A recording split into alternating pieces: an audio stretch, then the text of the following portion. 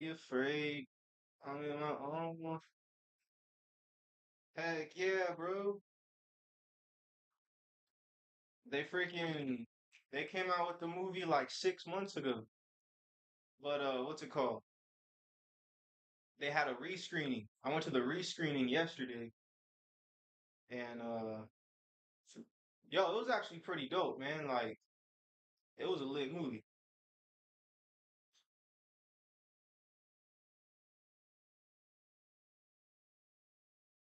Yo, again, man, we about to stream live on YouTube. We're actually already streaming live on YouTube.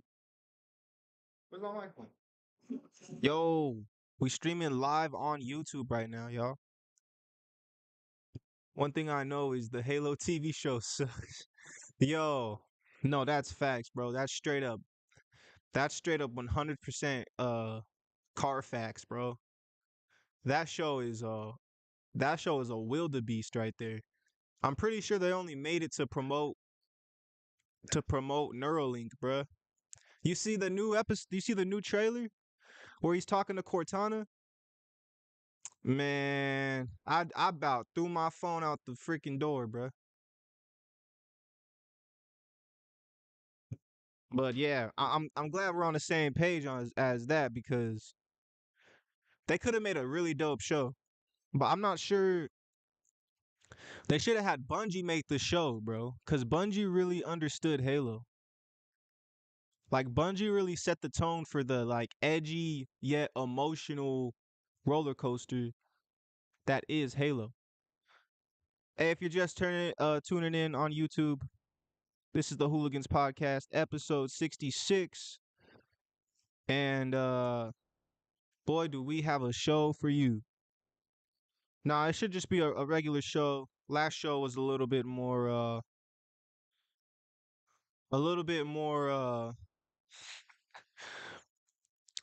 dramatic than today, but we're gonna keep it pushing. Oh yeah, California reparations. I'm just setting up the vibe, you feel me? 21 Savage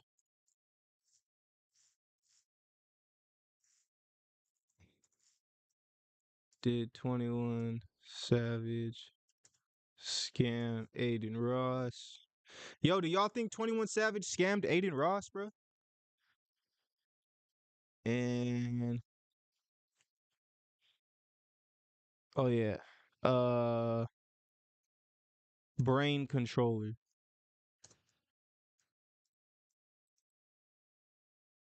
All right.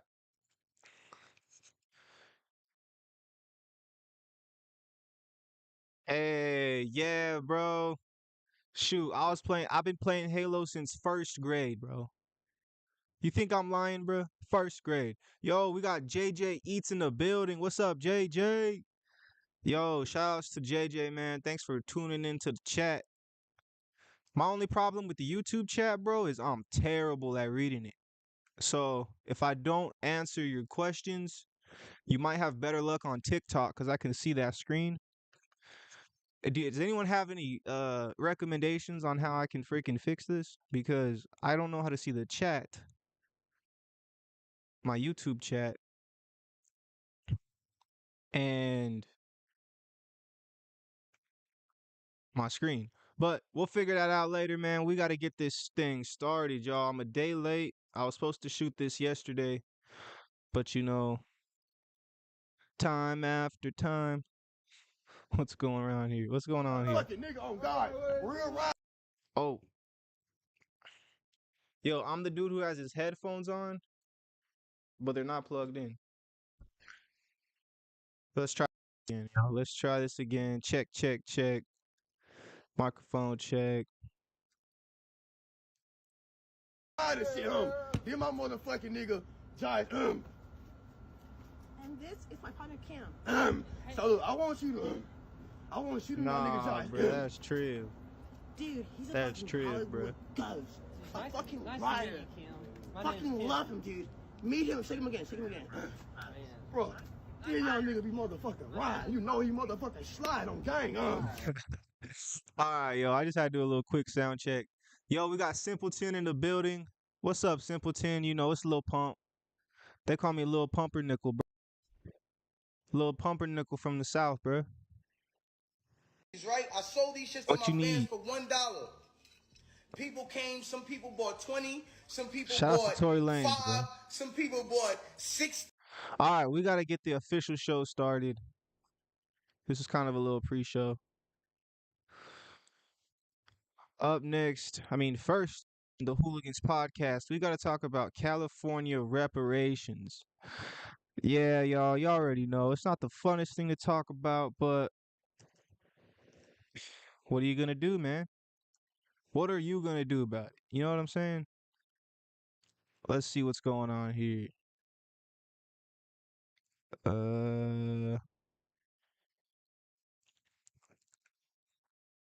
I know they've been talking about this for a while. Let's see, Cali reparations. We might have to go straight to the shorty.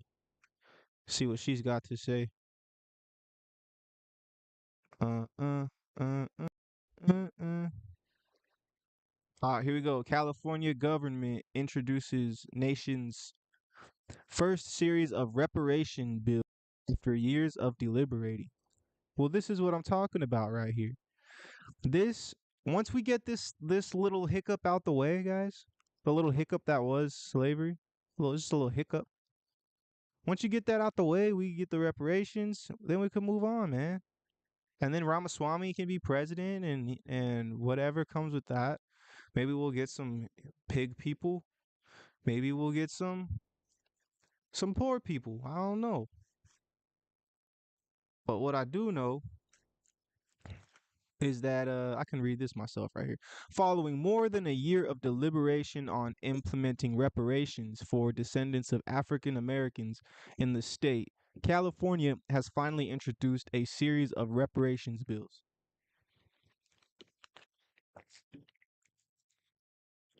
This legislative package makes California the first state to produce reparations legislation aimed at providing restitution to descendants of slaves and those African Americans whose lives were harmed by segregation and other racist policies in California history. As reported by Politico, the state's legislative Black Caucus introduced the package Wednesday, which includes 14 measures that touch on education, civil rights, and criminal justice, including reviving a years old effort to restrict solitary confinement that failed to make it out of the state house as recently as last year. I'm not really sure what that means, but let's see. All right, let's get the shorty to read this right here. What do y'all think, man? Are y'all in favor of reparations, man? Reparations for slavery, for that little thing that happened, that little 400 years of just a little accident, you know. Um, I just came to my senses. Where's Clip Champ? Come on. You know what? Hold on. Clip Champ. Are they making me log in? Come on. Come on. Haha. All right. Definitely wasn't a little thing. Nah, I'm being facetious, King Dosa. Of course not. It was one of the greatest tragedies in recent history of and you know what? I won't even go to put it as that far, but it was one of the greatest tragedies in American history. But I appreciate your comments too. Let's hear I got the full streaming right now on YouTube if you guys want to hear, or you can just stay However, on one TikTok. of the most controversial reparations proposals discussed by the state's reparations task force the panel tasked with informing lawmakers on how to best implement reparations did not make it into the package. The bill made no mention of providing cash payment to descendants of slaves and others historically discriminated against by the government. Hmm. The cash compensation. Oh wait, hold on. Let me let the shorty read this. Did y'all hear her? She sounds actually like a real news reporter now. Shout outs to the shorty, man. She's learning English, learning how to talk like a human. The cash compensation proposal made headlines last year after the task force recommended payments given to Black residents based on the type of historical discrimination their family faced. Read on the Fox News app. For instance, the panel calculated that Black residents affected by redlining by banks might receive $3,366 for each year they lived in California from the early 1930s to the late 1970s, amounting to up to $148,099. Governor Gavin Newsom, Democrat California, at the time, declined to endorse cash payments, though he expressed support for the work the reparations Wait, task force had done. I'm gonna answer that right now, Trump. I'm gonna answer that right now. Hold on. The cash compensation proposal made headlines last year after the task force recommended payments given to Black residents based on the type of historical discrimination their family faced. Read on the Fox News app. For instance, the panel calculated that Black residents affected by redlining by banks might receive $3,366. All right. So let's see. Yo, we got the homie Goyo in the building. Hey. All right. Trump says, what setbacks 200 years later do minorities have now? It's not necessarily about what's going on now. It's about the way it's about the way that money works. Basically in the investment world, there's this thing called opportunity cost, which is like you'll hear investors say the most money I ever lost was the money that I didn't invest in, right? Was the companies I didn't invest in. If you could have invested in Uber at $1, knowing it was going to be eventually whatever, 50, and you didn't, the opportunity cost is now $50 a share. So, with that being said, the stock market was actually started with slavery. Like they used to sell slaves on the stock market. So the opportunity cost for the black community of not only being stock themselves, but not being able to participate in the stock market, that's reasons for reparations. It was literally built off of slaves. They used to sell black people on the stock market, like the New York Stock Exchange. So it's just a little reparation for that. It's kind of like you're welding it, except you're just using cash. And here's the thing. There's pushback for reparations, but I would be actually in for reparations because once the money's given out, first of all, me and Goyo talked about this. Once the money's given out, then there's no more excuses for the black community, right? Say, hey, we gave you guys your, 50 billion or whatever the thing is. Now there's no more excuses. So I don't see why it's such a bad idea. I just found out about so what? So whites were slaves too. Do we give them reparations too? Well, were whites slaves in the United States? Because that's the politics that we're discussing. Like I hear people say that, man, which I I get it, but it's kind of like a when did that happen in the US? Trump, cuz I disagree with that. Um every single community has a history of slavery. Which ones do we give? Uh well, we're talking about the United States, my good guy. So it's like if we're people will point to like, Africa did this, the Europeans did that. We're just talking about United States, bro. I'm not really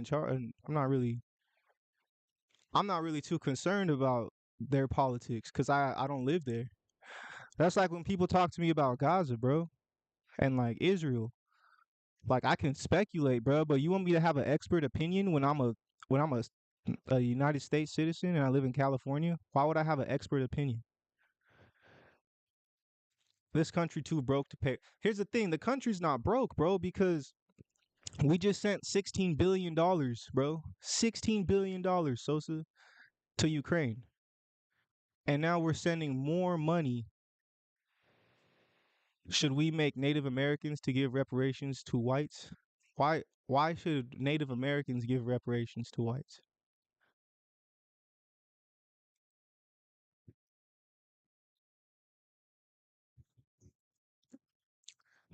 This is good combo though, guys. We gotta talk about this. You know what I'm saying? Um, this will all be. This is all gonna be available for playback on my YouTube channel. So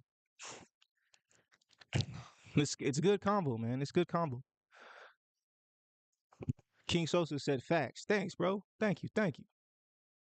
$16 billion that we still owe China. Honestly, it's what I hear when talking to a few people. Well, that's the thing is like basically this and in actuality, if we're just gonna be like no like eighth place trophy type of like vibe, whoever wins the war gets the land at the end of the day. Cause that's the kind of situation that we're in as life on this planet. You gotta fight for your right to party. You know what I'm saying? It's like it's like we could say, "Oh, this is that person's land. This is that person's land." But in reality, bro, it's whoever has the bigger gun. That's whose land it is. But at the end of the day, that 16 can help Americans who are homeless and need to get up. No, for real. Well, cuz what happened was American land was conquered and then it was sold to China. Like it's like it was just like too fast. It happened too fast. You know what I'm saying? And yeah, man. I, that's the thing is like I just think if you're not in favor of reparations, it's like why it's like you went to school, right? They taught you about slavery, right? Don't you understand how that would set a whole group of people back? And I mean, I've done this like a lot of deep dives on this and basically like 85% of the wealth in this country stems from slavery. Like today, 85% of the wealth in this country stems from that. So, we're talking land, free labor, free everything, bro. You basically had a Tesla robot at your service. You know what I'm saying? Imagine having a Tesla bot in the 1800s. How much further would that put you ahead of the next man?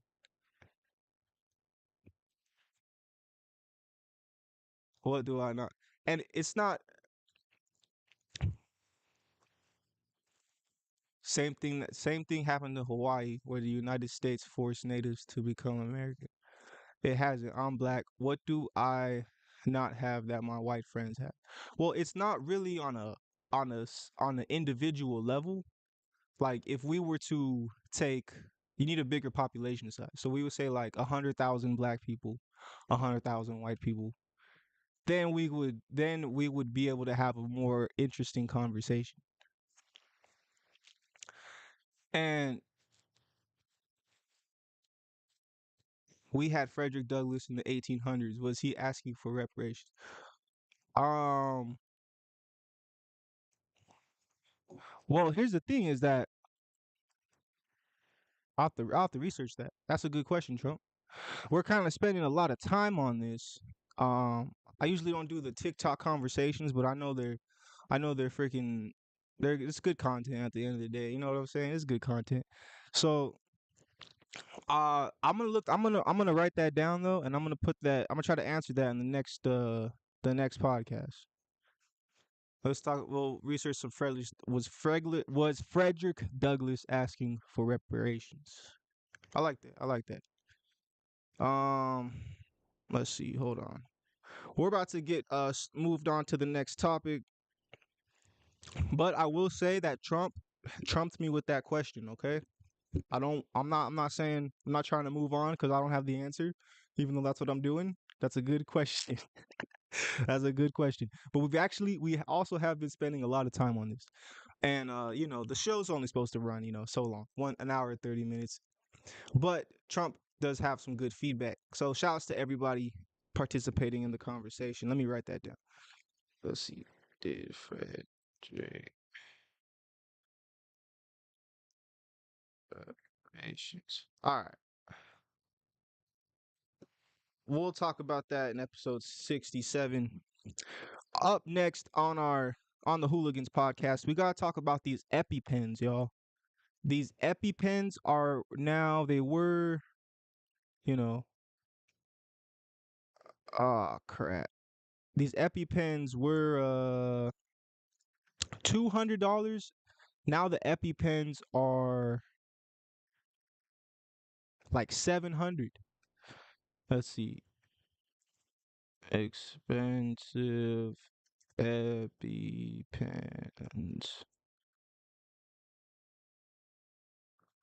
Let's see. Here we go. This is what I wanted to. ACI pens expire every year. This is what $200 looks like. Sorry, we can't have the sound, yo. Ah, crap. Unfortunately, in the United States, And worth every single penny. Hi, my name is Dr. Ruben. I'm a board-certified allergist. Unfortunately, in the United States, the cost of an EpiPen twin pack, where you get two of these devices, is upwards of $600 to $700, which is outrageous price gouging. Will only cost about $30 to make these, and around the world, these are sold at significantly lower prices, like in the UK, where it's sold for just under $70. There are over 30 million people in the United States living with a food allergy that need to be holding on to an epinephrine autoinjector, and there are other reasons why people should be holding on to these devices as well, yet many people do not have these devices because they cannot necessarily afford them. However, Congressman Maxwell Frost and Congresswoman Doris Matsui have introduced a bill called the EpiPen Act that would federally cap epinephrine autoinjectors at $60 a twin pack if you have an employer-based insurance or individual plan. I fully endorse efforts to lower the cost of epinephrine autoinjectors because people should not have to choose between a life-saving medication and buying groceries. Epinephrine autoinjectors can significantly reduce the risk of severe Dang, y'all. So you heard it there. ACI pens expire. Dr. Ruben, I'm a board-certified allergist. Unfortunately, in the United States, the cost of an EpiPen twin pack, where you get two of these devices, is upwards of $600 to $700, which is outrageous price gouging. Will only cost about $30. It's $30 to make an EpiPen, but they're selling them for $600, bro. Let's see. ACI pens expire dollars a look. My name is Maggie. Couple comments about that video. Number one, I have epinephrine in my house because one of my children has peanut allergies. So I'm very familiar with the price gouging that pharmaceutical companies have practiced over the past couple of years. It makes me rage because a vial of epinephrine that's found in my anesthesia cart costs about $2. And yet these pharmaceutical companies can charge outrageous amounts for this life-saving medication. And then they also make it expire after a year. Even though there was a study in 2017 that shows that epinephrine autoinjectors are very stable and are still effective after 50 months. But until that labeling is changed, it's still recommended that you buy new EpiPens every year. But if it's life or death, use the expired ones if that's all you have. Dang, bruh. So I always heard about EpiPens, but I was never really too like. What do y'all think, man? Anybody need an EpiPen in this chat? Friend died in high school because they didn't inject his expired EpiPen. Hearing this is heartbreaking. But the thing is, here's the thing, guys. You got to understand that unfortunately we're in a capitalistic society, so even the medicine runs through capitalism. if they, I mean, you're saying they expire after a year, which is 12 months. Um, but where they really can last 50 months. That's like a 4x timeline. Um, that's like a 4x timeline. You know what I'm saying? And if we're talking about medicine here, I'm not really too against putting that more, giving it more, I'm not against them with what they got going on. I don't know how to freaking explain that. I'm not against them like shortening the time frame or whatever for what they would consider expiration, because just imagine if you did inject yourself with an expired EpiPen that was actually expired or whatever, and then you die. Now that company is responsible because they were selling EpiPens with a longer expiration date than they should have. Now, is this also at the same time, could this just be a price move, a money move to make people buy more EpiPens than they need? 100%. And that's probably a kind of a little bit of what's going on. Let's see. ONG Squad says, I had to use an EpiPen on my son last week because he accidentally ate a walnut. I didn't notice until afterwards that it was 2 years expired, but it totally worked. I have a new pen, but I keep the old ones as well. See, I don't understand how. So what's up with your like if you're like what's up with peanut allergies, man? And how does a EpiPen? Let's look that up. How does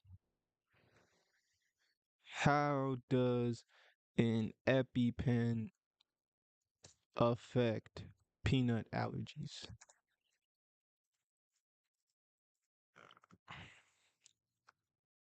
How does this stuff even work, bruh?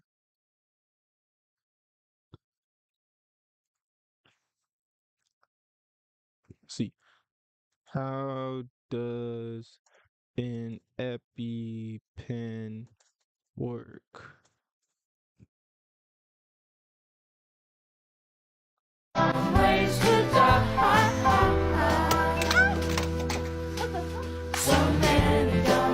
And you die from accidentally injecting yourself with an EpiPen? Most likely not, because it is a small dose, but you might feel nauseous and have an increased heart rate. But it is important to know how to use an EpiPen because it is used in emergency situations where there's a severe allergic reaction. It acts quickly to relieve symptoms such as difficulty breathing and swelling. An easy way to remember how to use an EpiPen is blue to the sky, orange to the thigh. And with the orange side on the thigh, hold for 15 to 30 seconds before removing. It is recommended to seek medical attention after using and make sure you are checking the expiration date.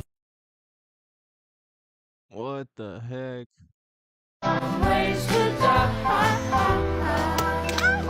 Oh, now I see. She had it upside down and she pricked herself.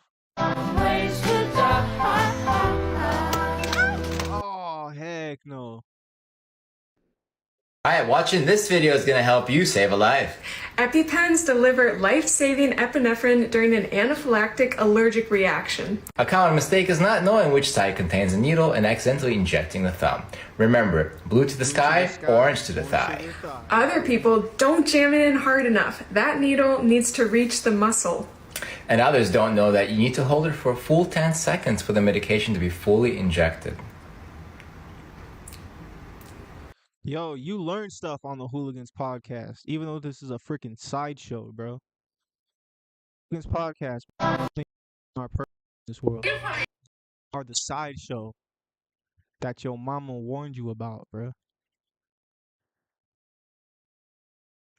If that shit doesn't go right. Yep. Right there. Oh. It went. He said it went. You're good. Wait, what the frick? Is he okay?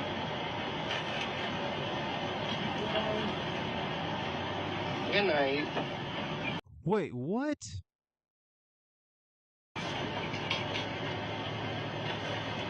Hi, I'm Dr. Rubin. I'm a board-certified allergist, and I was What tagged in the that video hell? numerous times. I don't know the details of the story, other than there was a follow-up video showing that this person had diffuse hives all over their body and swelling around the eyelids, and they got an EpiPen shot, and they were in the emergency room. I hope this person is doing okay.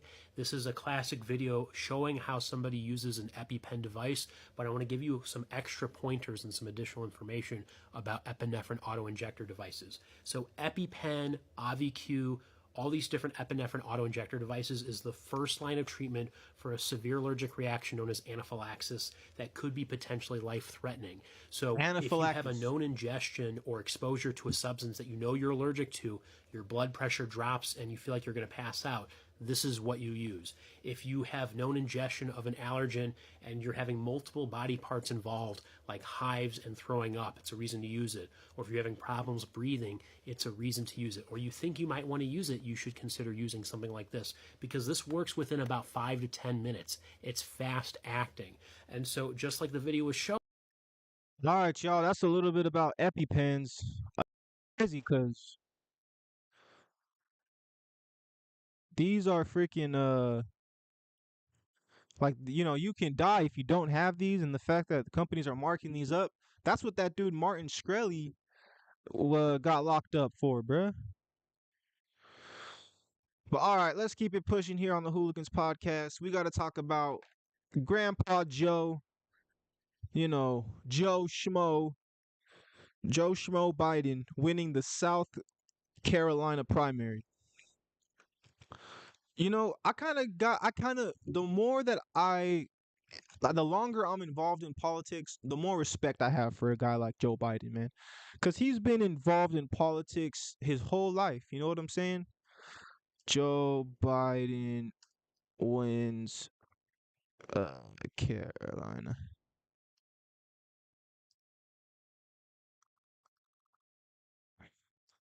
Carolina primary. Let's go. Come on.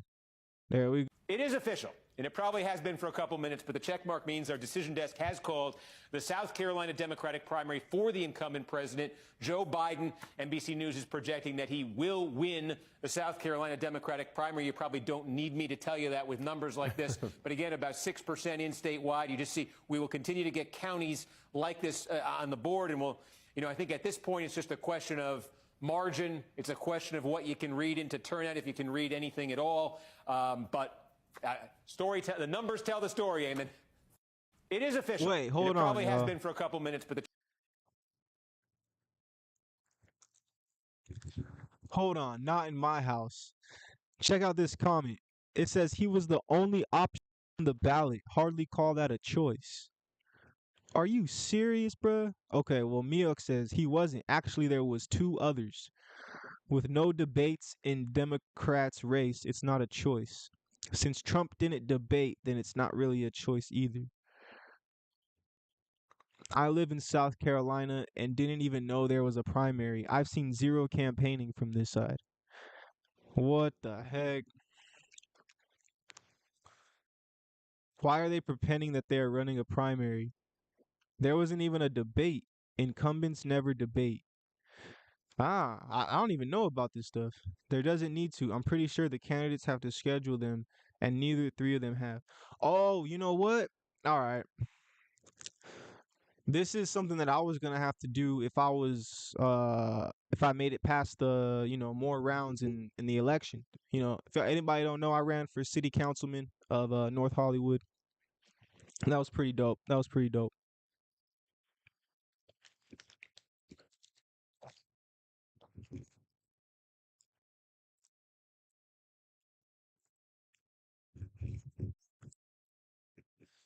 Um, yeah. So basically, if you win, you yourself have to schedule a debate with the other person, and then they can either accept it or decline it, I believe. Um, Sorry, y'all. These headphones and the dreads and the freaking beanie, it's all that stuff, man. But yeah, so it's interesting, bruh. That's very interesting. Let's see what else we got to say about this. So Joe Biden won the South Carolina primary, and I'm not sure that we ever really thought it was a doubt that he was, that he wasn't going to win. So let's check the stats and talk. Now, the interesting thing is that the DNC Democratic Party actually, and President Biden pushed for South Carolina to go first. As you know, prior to this, South Carolina was fourth in the nation primary for the Democrats, but because in the last election, baby, the black people in South Carolina, baby, pow, pow, pow, brought Joe back when he was down because the people had voted for Buttigieg and Bernie. He said, all right, Iowa and New Hampshire is not really reflective. Is not really reflective of the Democratic coalition, and that black voters who have been the base and who have been the primary down for the cause supporters of the Democratic Party, we need to switch this thing on up. So South Carolina went first.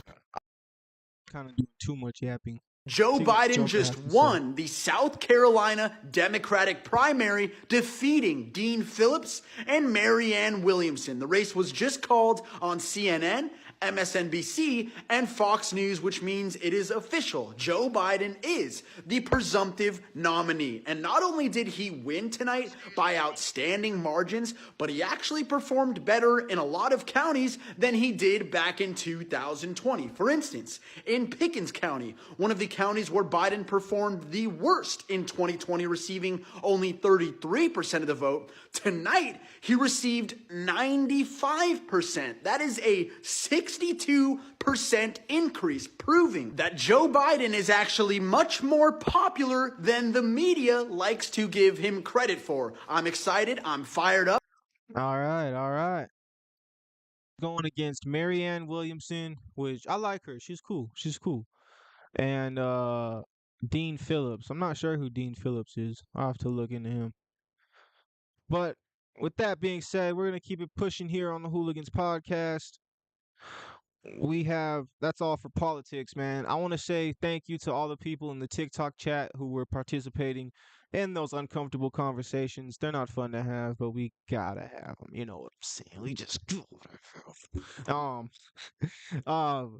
Yeah, man. I'm gonna take a 5-minute break, and then we'll be back for the pop culture section. Hooligans.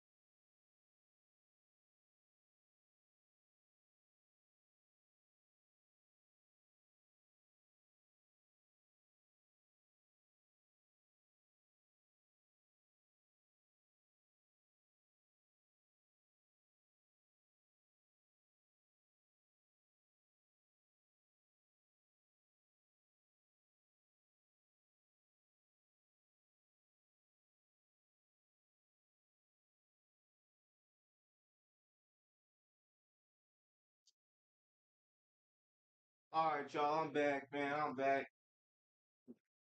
Y'all already know. All right, y'all.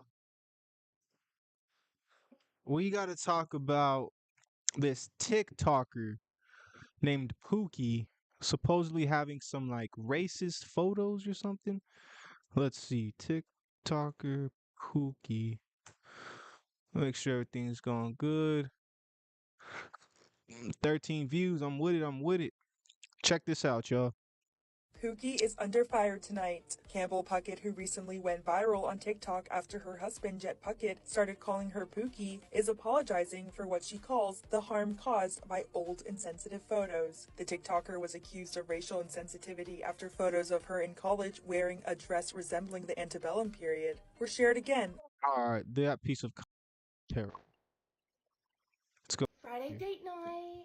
Tonight, I'm taking my wife Pookie to a 7 p.m. reservation at the top of the Eiffel Tower. Pookie, can I just say, you look absolutely fire. Why don't you tell the people where your outfit's from? The dress is House of CB and the purse is Birkin. What's funny?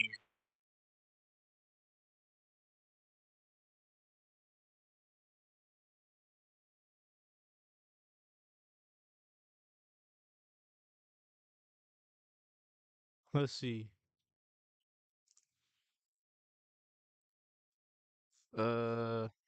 Racist? I don't know. I don't really know what this story is, y'all. Let's see. TikToker Pookie. I think. Here we go. Who is Pookie? There we go. Who is Pookie and everything you need to know about the viral TikToker? All right. So supposedly she was wearing like lady antebellum dress or something like that, which I think is from like it's from those unfortunate times back in the day. It was back in the day, guys. If you've been on TikTok, there's a good chance you've heard the phrase, Pookie is looking absolutely fire tonight. Influencer Campbell Puckett, otherwise known as Pookie, shot to fame alongside her husband, Jet Puckett, who refers to her by the adorable nickname. The Georgia-based duo have been creating content about their relationships for years. However, they've recently gone viral for Jet's sweet reactions to her outfits of the day. Outfit is fire, Pookie, Jet could be heard saying in one video, while he added in a separate TikTok that his wife was wearing a quintessential Pookie outfit today. Here's everything to know about the loved-up pair. All right, I think we got some more data. So her name's Campbell Puckett. Pookie's apologizing after some old photos of her resurfaced on Reddit. So someone on Reddit found some old photos of Campbell where she's wearing antebellum outfits back in college. Went on Instagram stories apologizing. She said, as some of you may have seen, some old photos of mine recently resurfaced. At these times these photos were taken, I was 20. I didn't fully understand the impact of my actions the way that I do now 12 years later. I fully apologize, and she took responsibility. I'll get out of the way if you want to finish reading the rest of it. But honestly, this is insane. Like, Campbell hasn't even hit 300K yet, and she is all I see on TikTok. All people are recreating right now, and she already has her first controversy, so let me know your thoughts. Pookie's apologizing after some old... Dang, that's crazy. It's date night. Saturday night, going to Hal's, our favorite steakhouse on the planet. And I gotta say, Pookie looks absolutely fire tonight. Babe, I am just seeing your outfit for the first time. What are you wearing? I'm wearing a House of CB top. It laces up the back. So this is a parody of all right, I get it. So that took some work. And then girlfriend denim and femme LA heels that are literally hanging on by a thread because I've worn them so much. And my Kelly. Awesome. I am wearing a Zania jacket, Brooks Brothers shirt, Hermes belt, Paige jeans as always, and black cherry Lucchese's tonight. That's one of my favorite shirts. I love it. It's date night. Saturday night, going to Hal's, our favorite steakhouse on the planet. And I gotta say, Pookie looks absolutely fire tonight. What the heck? I mean, there you have it, folks. That's just some TikTok, it's TikTok drama. I mean, I guess be careful who you make famous. I don't know. Let's see. What does... Okay, let's talk about the leaked photos from Campbell Puckett. And quite frankly, my dear, at this point, I kind of don't give a damn. reference, I wanted to tie it in. So some photos I'm with this shorty. Let's go. leaked of Campbell at basically a dinner put on by her sorority where they cosplay slave owners. The girls dress up like the Daughters of the Confed, and the guys dress up like they used to own other human beings. And I'm not going to say what I think a lot of people expect me to say in this moment, especially given like the fact that I was really upset about London and Olivia. Although I will say that London used the N-word multiple, like 100 times or something in tweets, and then she was like really racist and xenophobic. Olivia said the N-word like once, but at that point, it's like sugar on the cake. This is never done to help the people in the communities that these people build, right? This is done just to get back at these people because they're what, like internet famous now, I guess? Whoever is leaking it sees the success and wants to bring them down a peg and does not care that the collateral damage is the people of color, usually Black people, who are experiencing really saddened feelings or have frustration or whatever, just some type of negative feeling about it. And quite frankly, I don't know what I expect of Campbell either. Like, she could either say she really didn't understand the atrocities of chattel slavery. She could say that she felt uncomfortable, but she wanted to do what all of her other friends were doing. She could say that she really doesn't give a damn, and she could prove that she is as racist as someone is trying to make her seem to be. And as someone who went to a big state school in the South, like, I know this stuff happens. I know this stuff exists. And I know that there's a lot of other skeletons in their people's closets that are a lot worse. This isn't to stir up stuff about a woman who is loved by her husband and someone just truly couldn't stand it on the internet and wanted to humble her, again, at the expense of other people. This is to talk specifically about that feeling of realizing, hey. Yeah, I'm with that, man. I'm more with her perspective. You know what I'm talking about? Like, what's it called? Sorry, y'all. These freaking headphones, bro. Yeah, I'm more with her perspective. Like, I mean, it's not, obviously it's not right, but it's like, this is like, it's kind of a non-issue, really, compared to the other things we got going on, like reparations, you know what I'm saying? Yeah, y'all, we'll keep it right there. On our next topic, we gotta talk about this. This is a pretty popular one. We gotta talk about 21 Savage possibly scamming Adin Ross. Now, if you've been on the internet at all in the past few days, you've probably seen this video of 21 Savage and Adin Ross playing cards. Watch this. So, what's it called?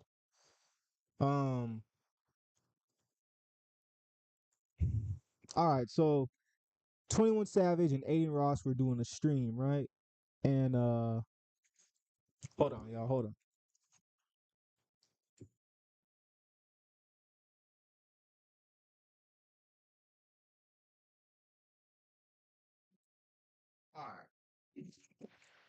Whew.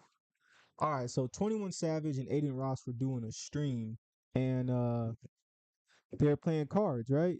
And so the idea is whoever picks up the high card, you know, a face card or whatever, wins. And you know, they were playing by like $50 at first, $100, then it went to 1,000, then it was 5,000, then it was like 10,000. So let's find out more about it right here.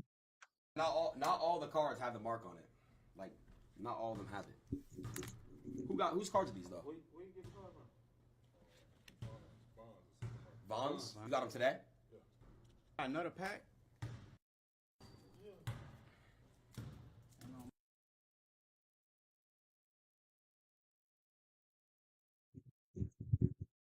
All right, so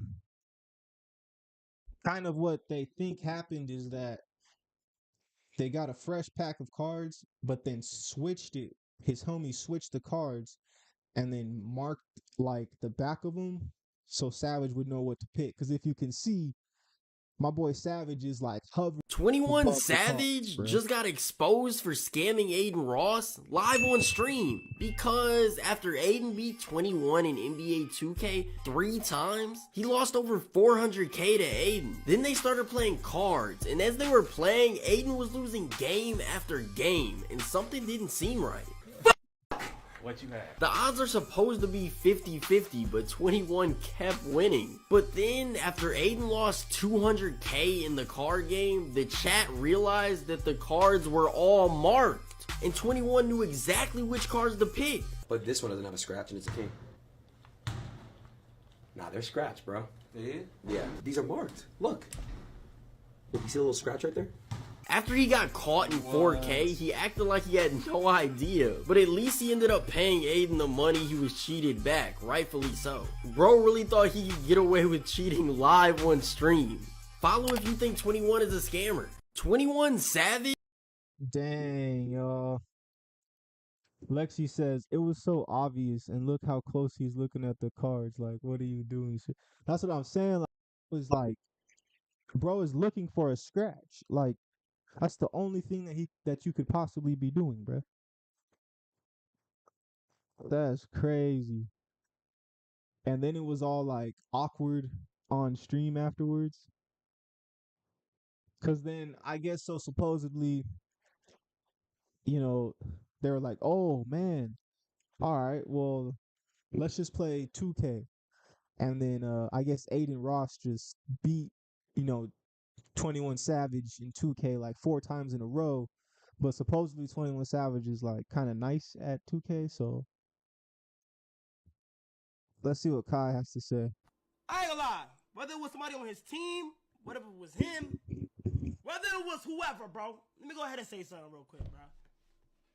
It's unfortunate because Aiden is a good fucking dude, man. You feel me? Whoever had negative intent on this, bro. Whether it was the team nigga, whether it was a random nigga that was with him, you feel me? Aiden is a good fucking dude, bro. So that's unfortunate. Damn, why you sound sad, bro? I'm on stream right now. Aiden gave him a buyout for 400, because he lost 400K, but Aiden gave him a buyout, and Savage took it, and someone in his crew, bro, I don't think it was Savage, bro, but someone in his crew just happened to fucking, finesse his cards, and bro, the sad part is, bro, I think I told the same guy in the room that I was gonna buy him a car. I swear to God, like, there's a clip. I literally looked at him. I said, "Yo, I'm gonna buy you a whip." What? Yeah, I called up his sister. I was gonna buy her car, the friend a car, and then I was gonna buy like someone my chat a car. All right, I can't really hear that. I don't know if y'all can either. That's crazy, bruh. 21 was all awkward. 21 Savage got caught cheating and is now mad at Adin Ross. Yep, that's usually how it goes. That's not your security.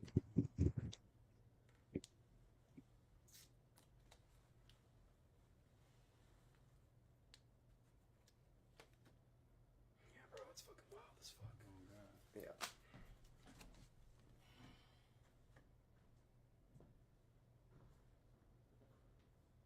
Wait, nah, bruh. 2K wagers only from now on. I learned my lesson, chat.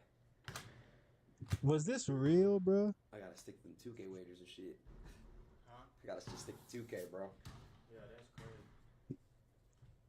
He didn't get those cards from Bonds, bro. I found the website where he got them from. He got it from fucking GT Speed Reader. Wait, for real? That's wild. And one thing we know. That's so crazy, bro. Wait, they were actual trick cards?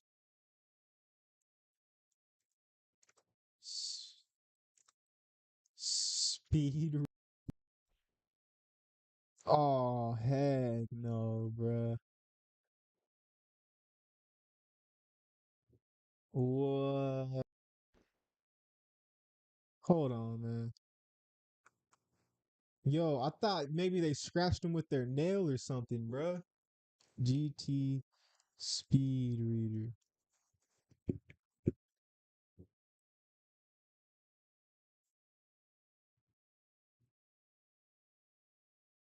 Not all the cards have the mark on it. Like, not all of them have it. Ah, that's what this was. Read it instantly right out the box. Dang, dude. Is that real, bruh?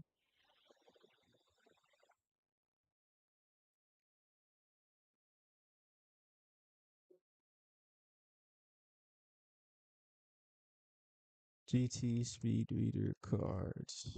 What the heck, dude?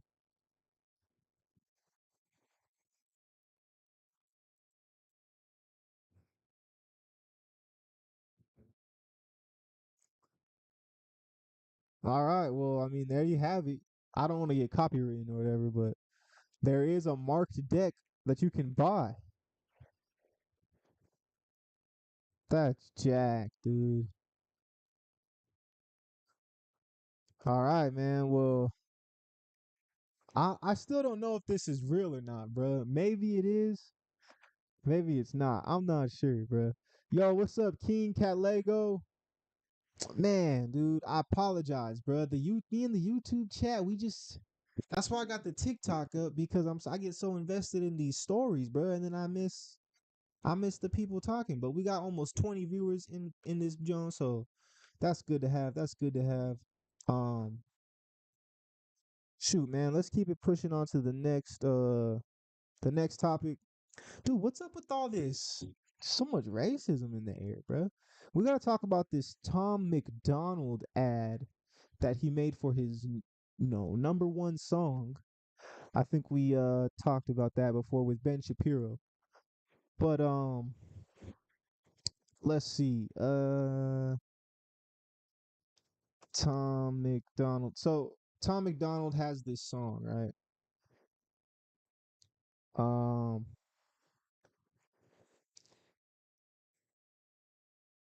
Tom McDonald has this song called I don't know what the song's called, but he made this ad, bro. He made this ad that was basically using Black History Month and the black community, and he was just taunting us, basically trying to emote on us. So let's see if I can pick it up quick.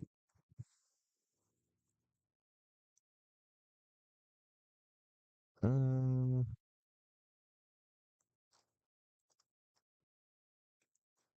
let's see.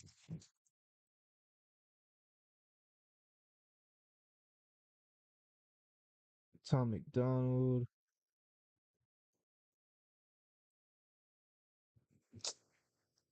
Maybe I saved it. Maybe I saved it. I just swang through the city.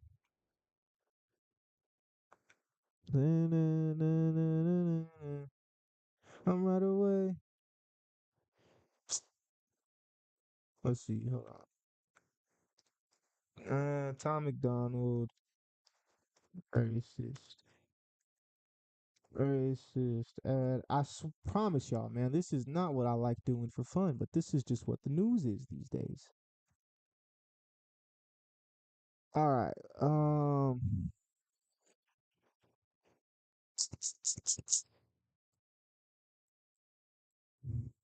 It was like a Black History Month thing, bro. Let's see. Black History Month. Um, I think this is it. Hey, it's February 1st, so I wanted to say Happy Black History Month.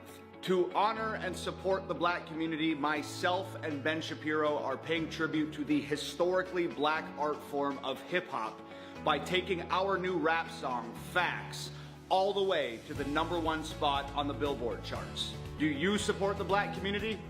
You don't. Unless you download our new song, Facts, on iTunes before midnight tonight. I don't care if I offend you. All right. All right, Joe. If you don't see the problem with that, the problem, man, dude. All right, and I know that I'm not just being insensitive or whatever, or I'm not just being sensitive, because H3H3 actually talked about this guy, and he said it's funny because he is talking down on the same community that he's dressed like. And the people he's trying to get acceptance from wouldn't even accept this dude if they saw him in the grocery store, bro. They would look at him like one up. You know what I'm saying? So it's like the fact that he's all right. The song isn't inherently racist, but this is Hey, racist. it's He said it's just like February. The soullessness in this guy's eyes, bro. There is not an ounce, a beam of light in there, bro. That is devoid. Like that's why, like, you've heard of Tom McDonald for years, but it's like this is one of those underground, like, I would put him in the same category as a Hobson, but at least Hobson has a soul, bro. You know what I'm saying? This is some tasteless stuff right here, bro. And it's kind of like just trying to like rub it in, and like, bro, I think Gangnam Style went #1, bro. Like, having a #1 doesn't really. You got to understand culture and corporation, bro. So I understand you just you're having your 15 minutes of fame. You have that every 4 years or so, and then people were gonna forget next week. So let's see what bros got to say. Happy Black History Month. This month is a month of learning and celebration and all types of good things that You won't turn your sons into thugs or your daughters into hoes. Oh yeah. Cause they didn't tell one lie the whole track. Sadly, the need for education has no boundaries. So Tom McDonald and Ben Shapiro dropped this song recently, and I'm not gonna lie, it sounds like shit, like dog shit. Like if you took a fatal train accident from 1894 and then put audio on that bitch and then reversed it, it would probably sound better than this. This shit sound like a war crime. You know when you was little and it got around 6 or 7 p.m. in the summer and cicadas started screaming? That shit has more musical value than this dog shit ass song. But outside of how utterly dog shit the song, I realized that many reaction channels that I used to watch growing up had reacted to this song, and when I saw what was taking place, I dropped my chin. No Life Shack is somebody I've been watching for I don't even know how long, and he believes Cause they didn't tell one lie the whole track. Yeah, nah, this dude's tripping. The young homie, bro, he's on point, man. Yeah, I just wanted to talk about that real quick. You see all this crazy stuff, man. See, and it's like, bro, I don't know, man. Maybe wear a suit next time. All right, guys, we got to talk about the Argyle movie. It's let's see. Um, it's a new movie that just came out, and sorry, I know I just kind of like jumped into it. Yeah, so I wanted to talk about. It was actually a fun movie to watch. Like, I had freaking a good time watching it. One sec.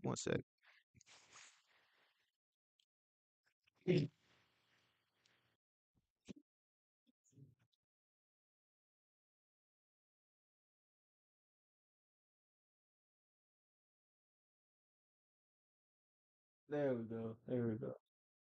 Yeah, man, it was a good movie. I had a fun time watching it. It had Dua Lipa in it. It had John Cena, freaking Bryan Cranston. Uh I don't know really. I know there was another popular actor in there, but it was cool, man. The special effects were kind of like corny, but I felt like it was like a movie that you might have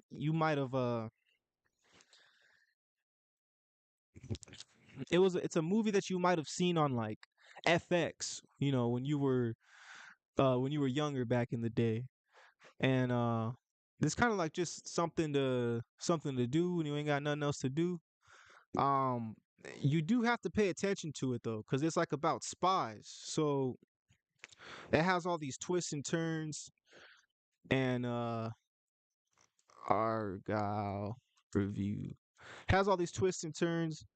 I don't want to give away any spoilers, but let's see what they got to say about it. Yeah, I saw Argyle. I know who the real Agent Argyle is. Is it as bad as the score implies?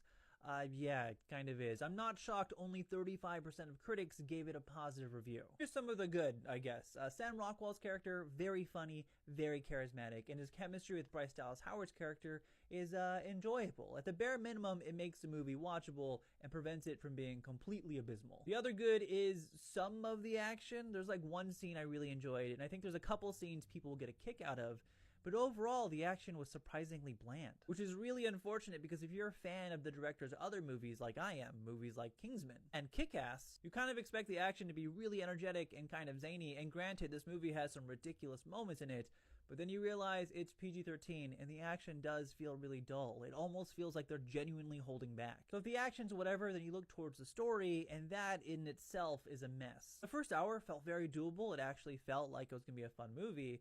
And then there's a twist after twist after twist, and you just can't help but roll your eyes at a certain point. Oh, and if you're going for a Dua Lipa, don't hold your breath. Some characters get a lot of screen time. That was me, y'all. I thought she was gonna be in the movie way longer than 5 minutes. Others get maybe a minute, which in the grand scheme of things is totally fine. I'm just warning the Dua Lipa fans. All in all, I thought it was a fairly disappointing experience. But again, I could see some people finding enjoyment in the comedy and in the action. Sadly, I just wasn't one of them. And I mean, I enjoyed it, man. I felt like it was something.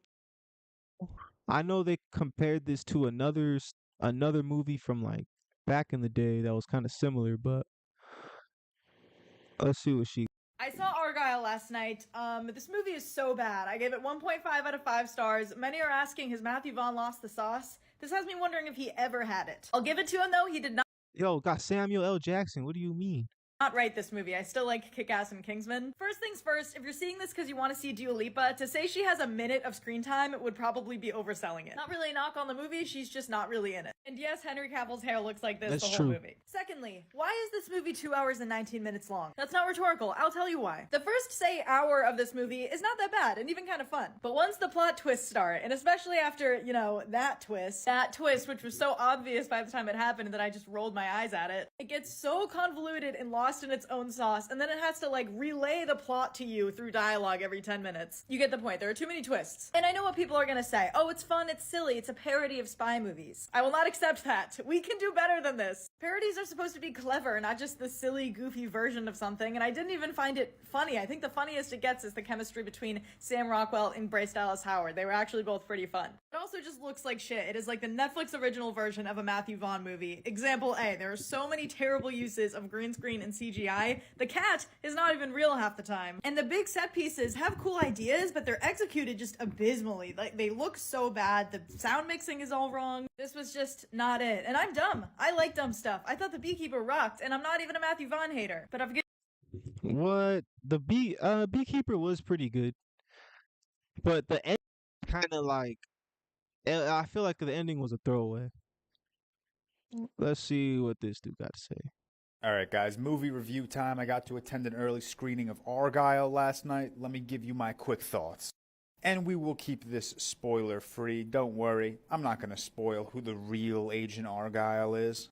This movie is pretty much exactly what you'd expect if you saw the trailer, of course. It's wacky, it's ridiculous, it's absurd, it's over the top.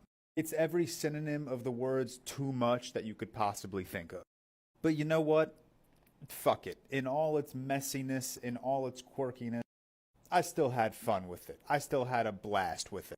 The movie kind of knew exactly what it was, and it didn't try to give us this fully serious spy espionage thriller. It started off absolutely absurd, and then for the next 2 hours and 20 minutes, it remained as absurd as possible. But again, it was fun. I was smiling my way through this movie. I loved... Yo, that's kind of my view on it. That's my take, bro. Like, it was just something to go see, bro. Watch the movie. You know what I'm saying? Sam Rockwell and Bryce Dallas Howard, they were our two leads. Their chemistry was better than I expected it to be. Their back and forth banter was funny. The action set pieces were entertaining. Again, absurd as fuck, but also fun. It's just one of those movies, go in, lower your expectations, turn your critic brain off, and you'll have some fun with it. There are enough twists and turns in this movie to keep you locked in a little bit, I guess. But regardless, doesn't matter how much fun I had with this movie, I'm going to forget about it in about a week. Okay, movie, 3 out of 5. Shout outs to movies and stuff. That's pretty funny, man. Like it's pretty funny. All right, we'll leave it right there. We're gonna go ahead and get into our gaming section, but before that, We're gonna take a 5 minute break.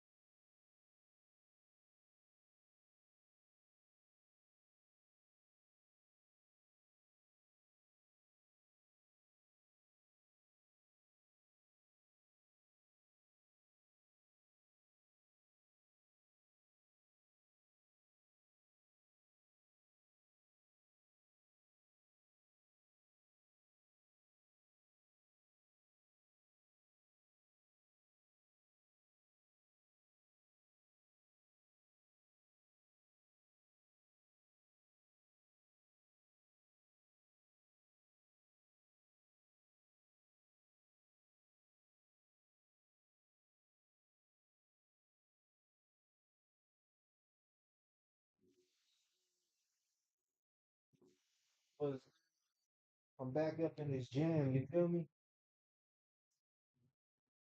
We're about to finish out the show.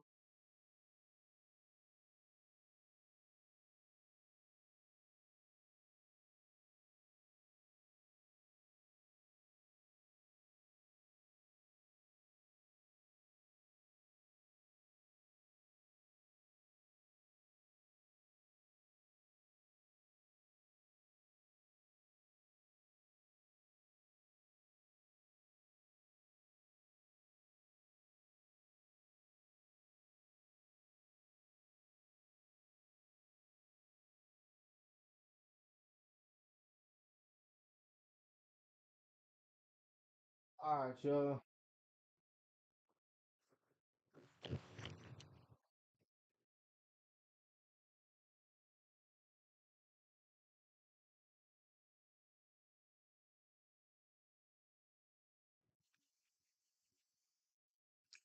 All right, y'all. We're gonna finish out this show right here. 1 second.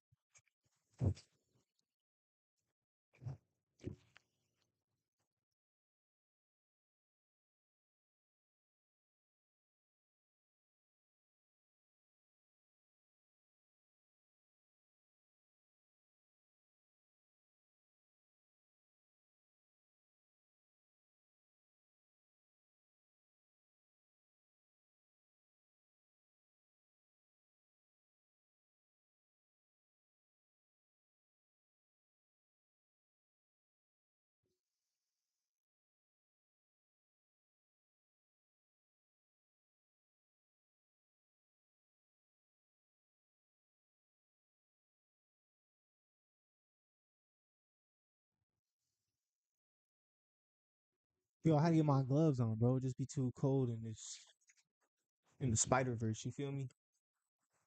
All right. What's next? What's next? Uh, Shoot, my bad, yo.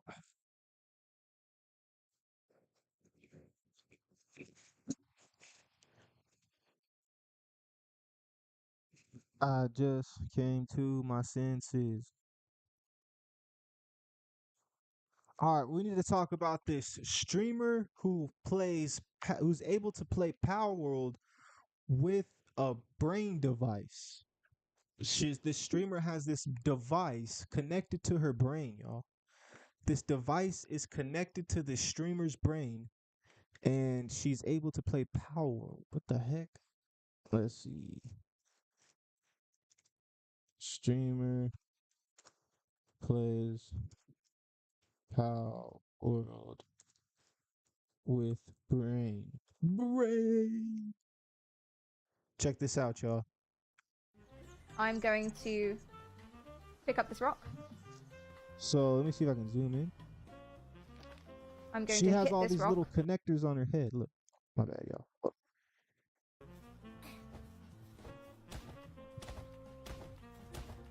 Right? I'm going to jump, No way, this is real, bro. and I'm going to try to throw a power sphere, but I don't have any.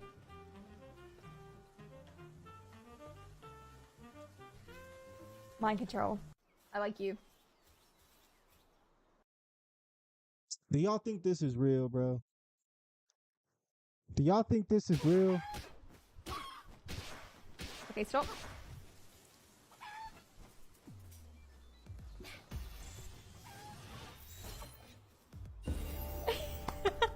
What the heck? Yeah! Guys, we have a 4 mental command, completely hands-free mind controller for Power World. Ah! I've never done this before. No, seriously, this is having 4 commands work simultaneously. That's something I've never been able to do. This is groundbreaking. This is the best the controller has ever been. Yo, that's crazy, bro. Yo, what the heck, bro? Freaking wild, bro. Pick up this rock. Harry Corral.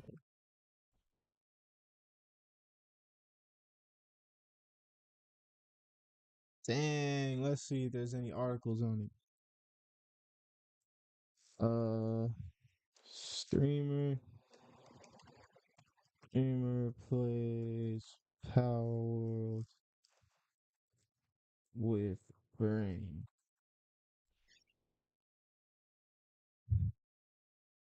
Check this out, y'all.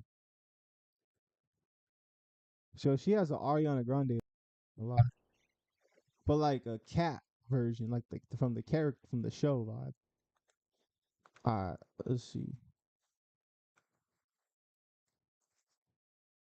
It's freaking crazy, bro. Pal World is an incredible open-world survival game that you can play in a myriad of ways. You can either be ruthless with your pals, or you can be kind, gentle, and nice. However, regardless of the style of play you follow, you are using a controller unlike this incredible Twitch streamer who is beating Pal World using mind control. Pocket Pair's survival epic is part of Game Pass January 2024, and whether you are joining the adventure anew or have already become a grizzled veteran in just over a week, there are 20 game-changing tricks and secrets shared by the community that you should follow to greatly improve your experience. The title is still in early access only, and this means it is bound to get bigger and better with continuous updates as evidenced in the roadmap promising more pals, bosses, and islands for the future. The Pokemon with Guns epic has taken over the gaming world thanks to a huge player count, along with dozens of Twitch streamers showcasing its magnificence. While there is no shortage of streams to watch, none of them are comparable to the streamer who is playing Pal World using just her brain. Yeah, that's pretty crazy, y'all. That's pretty. I'm telling you, y'all. I just had my video on Musk saying that he can now basically do this. You know, Elon Musk came out with his first application, bro. So, bro, I don't know where we're going with this, y'all. But we're gonna keep it moving on the Hooligans podcast. Up next, we got a new Sony handheld. There's rumors about a new Sony handheld, y'all. What's it called? I'm really I never had a PSP. I had a PSP Go, but I returned that because honestly it was kind of trash, bro. PSP Go, kind of trash. Let's see. New Sony handheld. I ain't never been hurt before.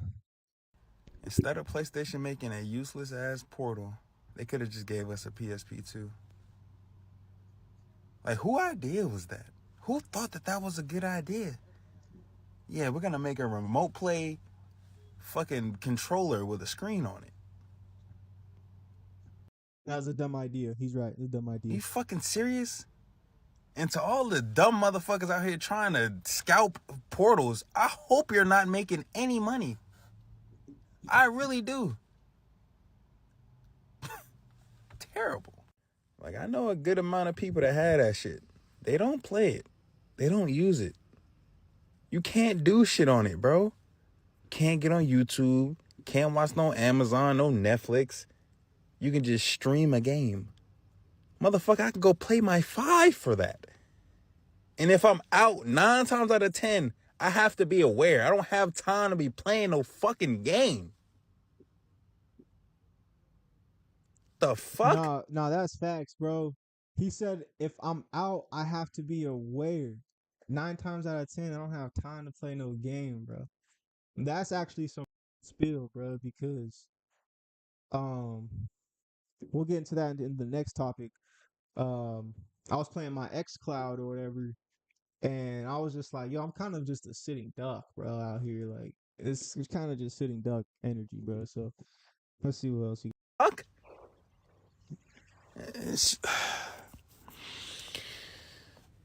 I don't get it, bro. I ain't the smartest motherfucker in the world, but some of these decisions just don't make sense. It's crazy because it looks cool, bro. The way they literally split the controller and were able to screen it. It looks tight as heck, bro.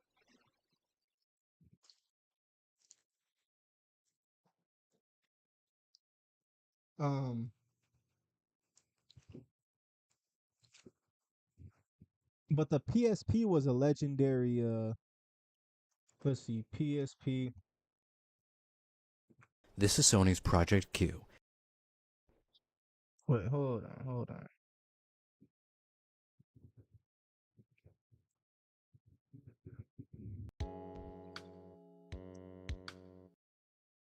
All right, hold on. Let's talk about the PSP.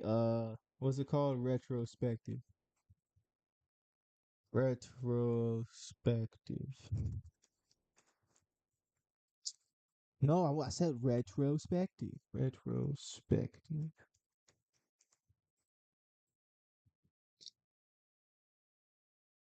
Damn. Hey, what's up, guys? How you guys doing? Robbie Fossil, good to see you guys. Hope you guys are having a good day. Miss you guys, love you guys. Hope you guys are doing well. I can't understand, bro. I can't understand you, brother. All right.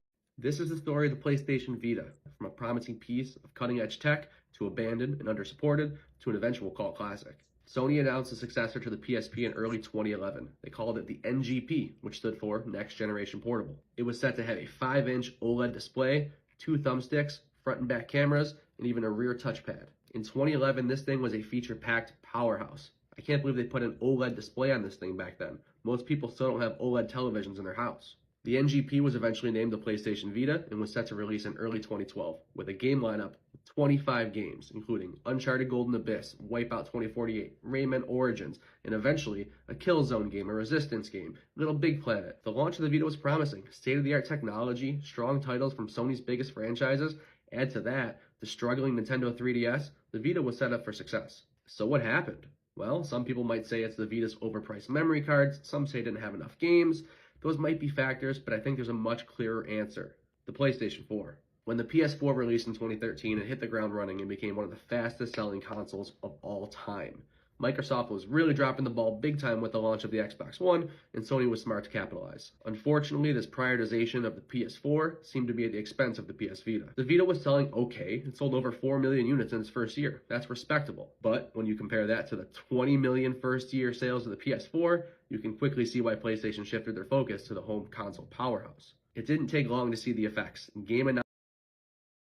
All right. So basically, the PS Vita didn't work because the PS4 was already just too.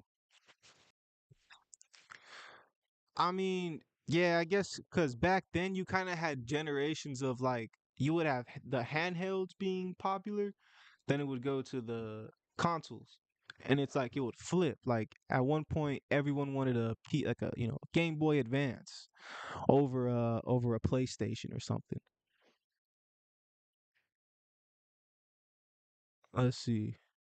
The PSP revisited.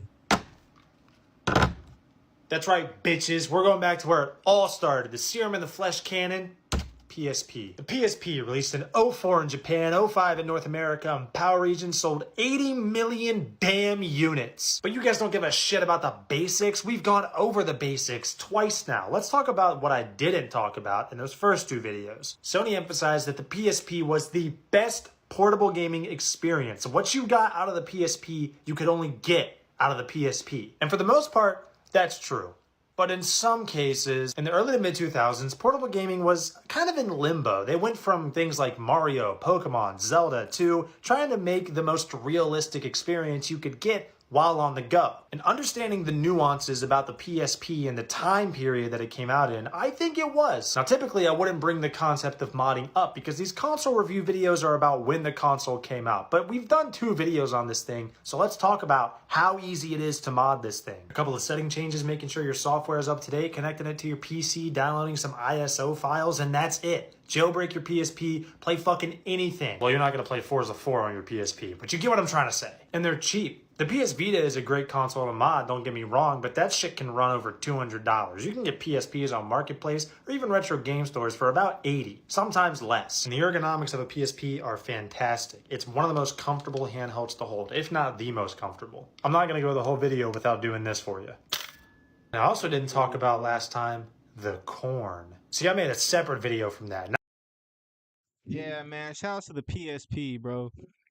I feel like all the bad kids had PSP, bro. Why couldn't I have a PSP? I just want a PSP. Yeah. I remember they had all the different colors and stuff. I remember my homie freaking Jesse had PSP when I was in junior high school, and he would bring it to drama class and we would play Grand Theft Auto, bro, in drama class.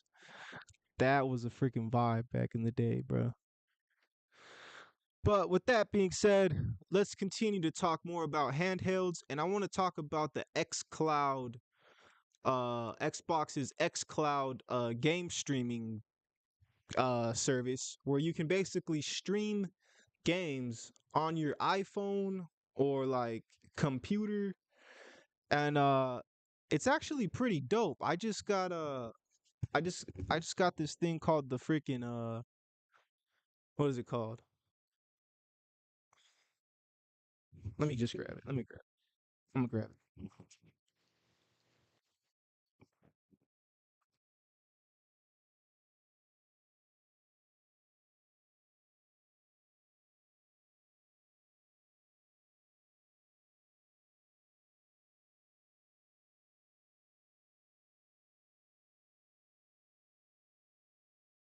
Hey. All right, y'all. So, um, shout outs to, shout outs to my mom. She got me this for Christmas. This is basically like a controller for your iPhone. And oh wait, hold on. Shouts to my mom. She got me this for Christmas. And this is a controller for your iPhone. And basically you can use this. It's primarily made for the Xbox app. So freaking slide the phone in. Like so. Let's see.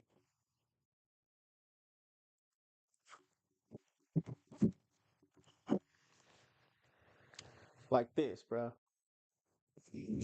Check it out, bro. And then you have your own freaking Nintendo Switch. You have your own little portable Xbox, actually.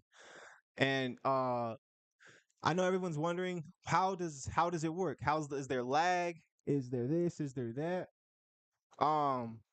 There's a little bit of lag, but if you fix your controls, you can get it pretty dang close. Like I was having fun. Like I'm able to have some fun, feel like I'm actually gaming, get some smiles in, have some crazy battles.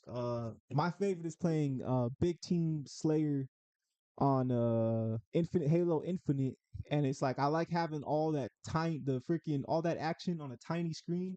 It's just freaking dope. It's freaking dope. Um, what's it called? Yeah, man. So let's talk about it. X Cloud review. Oh, cool. B-E-N-A. Here recently, Microsoft made some massive changes to its xCloud streaming service. On June 28th, Microsoft announced that they had made some upgrades to their... Você conhece o xCloud? Eu sempre quis testar... xCloud game.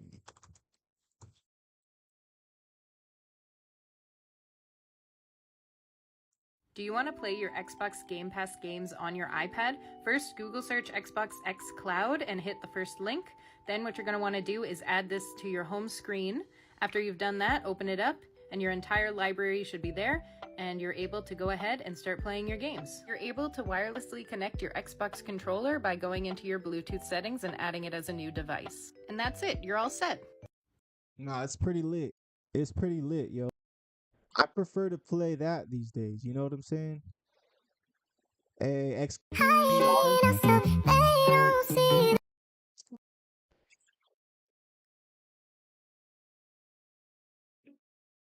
let's see, xCloud on iPhone. It looks like they did just add Fortnite to Xbox Game Pass, which means that we can actually play Fortnite on our mobile controller. There will be some delay because we are using cloud gaming, but for the most part, you should be able to play just fine. It's just going to be a little bit of input delay. This is going to be super useful if you are traveling for the holidays and you're not bringing your laptop or desktop with you. Then at least you can still game on the go. And I guess I should also mention that the controller I'm using comes with 1 free month of Xbox Game Pass. So you can play Xbox Game Pass for the holidays, and then you don't have to worry about it anymore. That's and you still pretty get to lit. play on the controller, which is compatible with a lot of the iPhone apps. And because it doesn't take batteries and it is a wired connection, it's super responsive and actually super useful. If you do want to check out this controller for yourself, I will have it tagged. No, yeah, that's pretty lit. They got that way where you can get the clip and then just use your Xbox. I kind of like this a little bit better because it makes me feel like I'm playing Nintendo Switch. But and this isn't even the phone I usually use. The phone I usually use is the one I'm using for TikTok, which is like, it's a bigger screen, and it's pretty lit.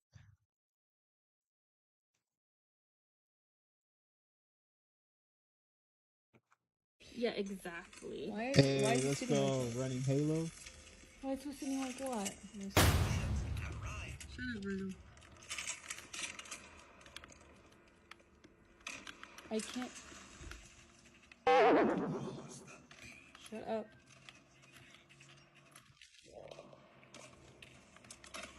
See? Look. Getting freaking boobopped. All right, y'all. That's a little bit about that, man. I mean, the only thing that sucks is that I can't charge my phone. This one looks like maybe you can charge it, or maybe you can't. But anyways, um, that's the show, y'all. We went over. What did we go over? Let me get the old notepad. We went over the California reparations package. We went over EpiPens now costing $700. We went over Joe Biden winning the South Carolina primary.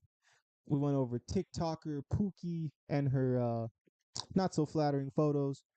We went over 21 Savage possibly scamming Adin Ross. We went over Tom McDonald's blatantly racist Black History Month ad for his Game Boy level quality song. We went over the Argyle review. It was a good movie. We went over the streamer playing Power World with her brain. We went over Sony's new handheld rumors. We talked about PSP. And now we just had some conversation about xCloud. Now I'm going to go play some Halo. Thank you guys for watching. This has been the Hoolagans Podcast. Please subscribe. Hoolagans.